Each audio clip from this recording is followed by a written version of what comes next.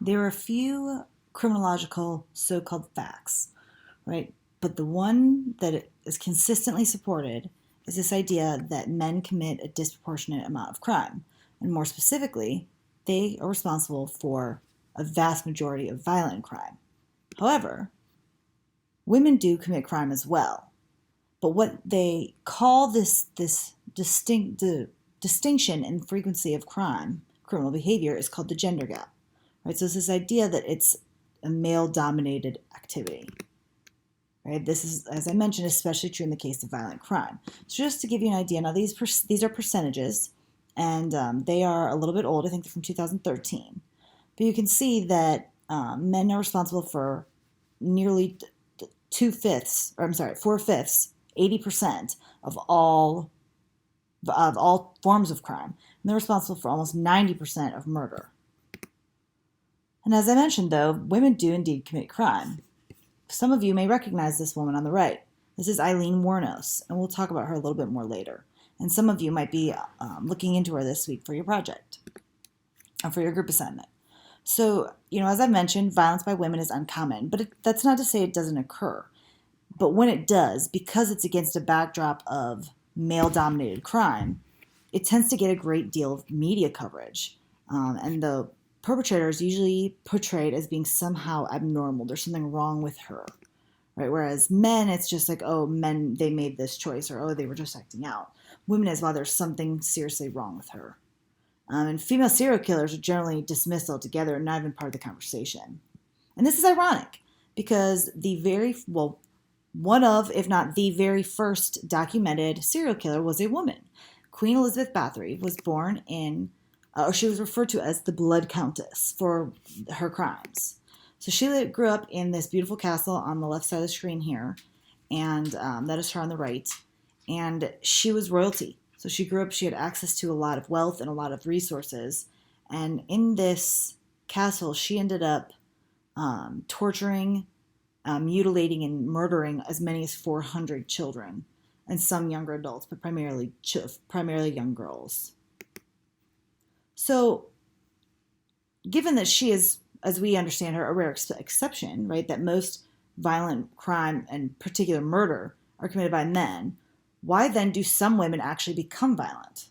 Okay, and this is going to be kind of the focus of this video here, is how do we explain the violence committed by these women?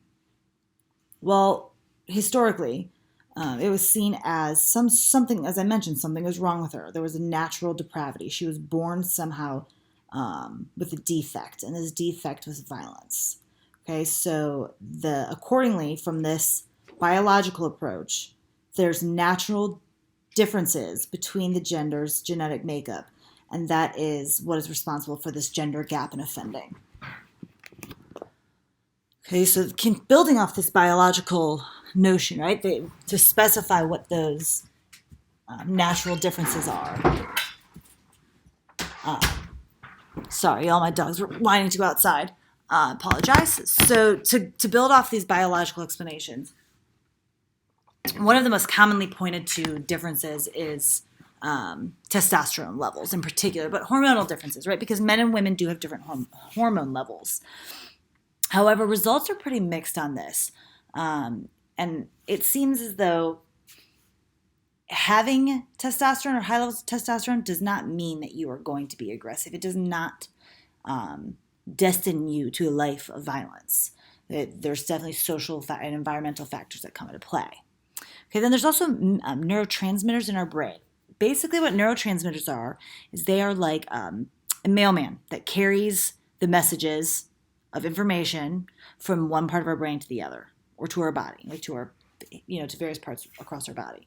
So when you touch something and it's hot, the neurotransmitters are what are moving that message of, oh, that was hot, and sending it up to your brain.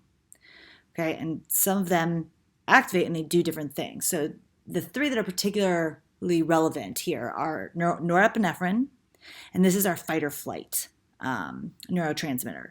So when our body gets flooded with norepinephrine is when we go into this mode of almost, I don't want to say panic because not everybody panics, but and either we're going to confront this and we're going to fight for our life, or we're going to run like heck Okay. The next one is dopamine, and that is the feel-good neurotransmitter. So when you do something that makes you feel good, your body gets flooded with feel-good messages moved around by dopamine. Okay. And the last is serotonin, and that is related to violence because it regulates our impulsivity. So now if you think about these three taken together, okay, if your body gets flooded with norepinephrine because something happens, you get, I don't know, you get scared or startled or angry, and your body gets flooded with norepinephrine, the chances of, if your fight reaction is what you turn to, then you might be more likely to be violent. Okay, and dopamine is the same way, right? If you hit somebody in the face and it gives you a rush, then it's rewarding you and reinforcing that behavior. And serotonin, obviously, if you have low levels of serotonin, then you're not controlling that urge to punch someone in the face, right? You're more likely to do it than if you had high or normal levels of serotonin. Yet, as I kind of alluded to, all of these biological factors on their own are not going to cause a person to be violent. Okay, there are many social factors in place that groom whether or not those underlying biological capacities actually come into play and are actually become violence. Okay, so we've talked about social gender roles throughout the course already, right? Men are taught to be aggressive in violence where women are not. So that socialization is largely responsible for teaching women other or females, I should say, alternatives to violence, whereas men are not.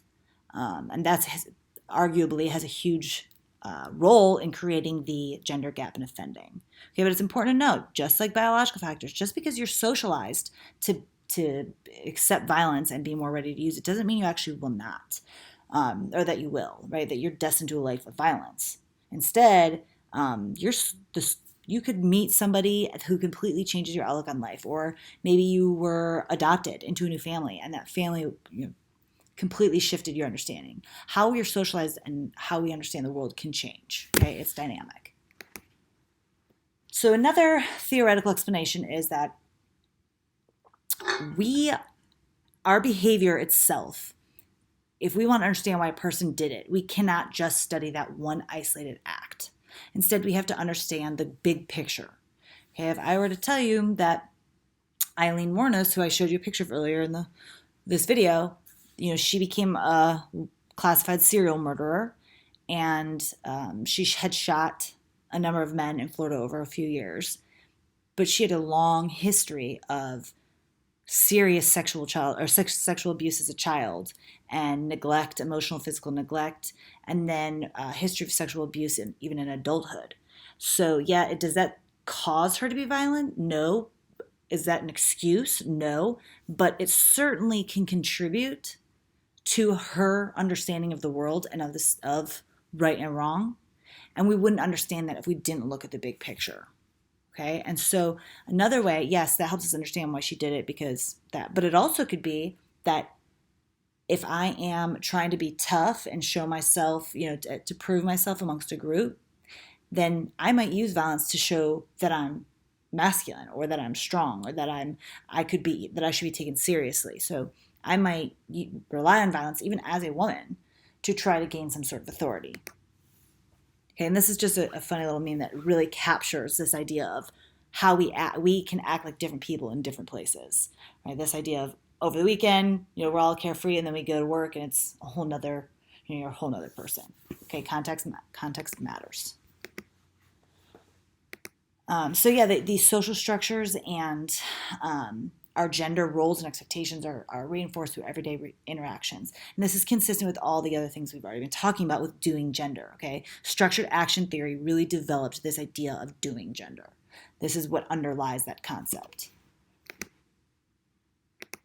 So the main takeaway here is that it's not nature or nurture. It's really nature and nurture. Certain women become violent because they have the biological predisposition to do so, and then they're raised in an environment where they're neglected or abused, or they're taught violence, or they were never taught the proper coping skills to deal with what had been going on to them, and then they exercise the free will to behave violently.